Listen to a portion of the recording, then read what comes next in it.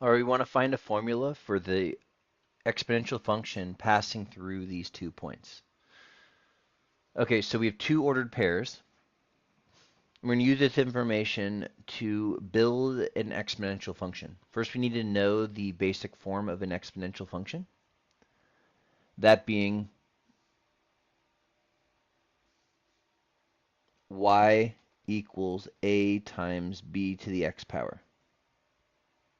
Using this, we should be able to solve for a and b. That's our objective. Solve for a and b, and then substitute those into this form, and we have our solution.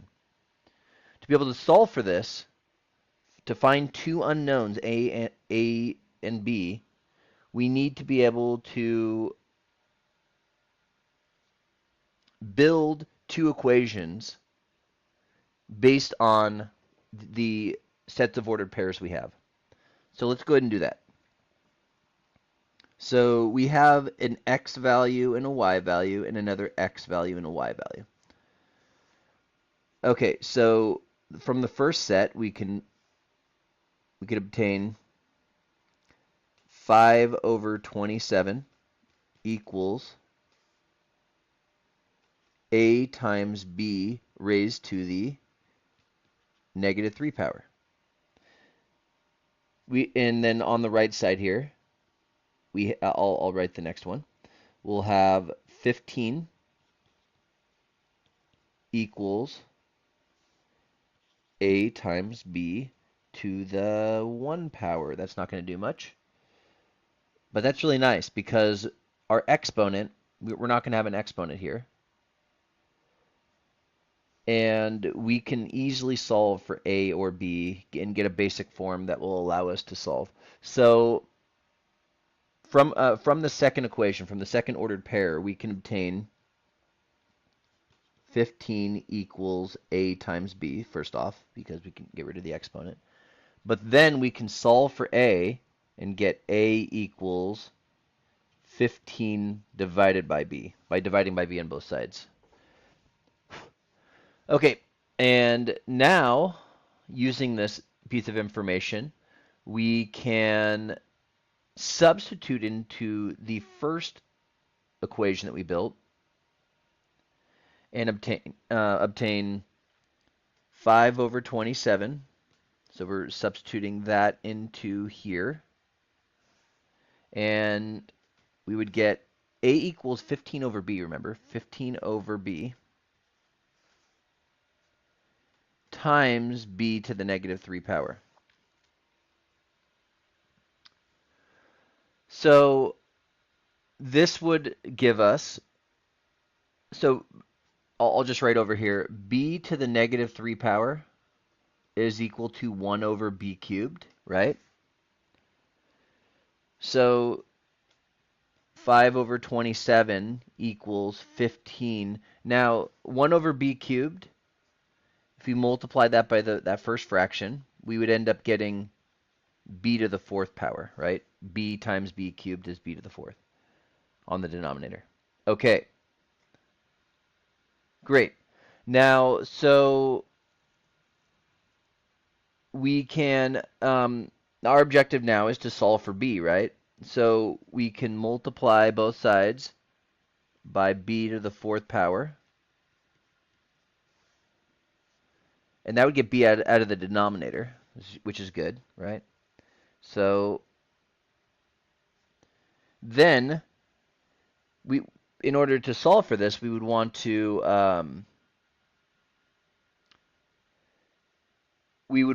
get the 5 over 27 on the right side of the equation and multiplying 27 over 5. So let's write this down, what we have here. So we have 5 b to the 4th over 27 equals 15. And then we multiply by what I mentioned before, 27 over 5. The 5 cancel out with the 5. The 27 cancel out with the 27. So we're left with just b to the 4th on the numerator. So that would give us b to the 4th equals, All right, let's see what we have here. We have, okay, so let's simplify this. I'll use a different color here. That would give us 3, simplifying that part. 3 times 27, that's 81. Okay, so 3 times 27 is 81. So we want the fourth root of 81. Notice that when we solve for b, we get b equals plus or minus the fourth root of 81.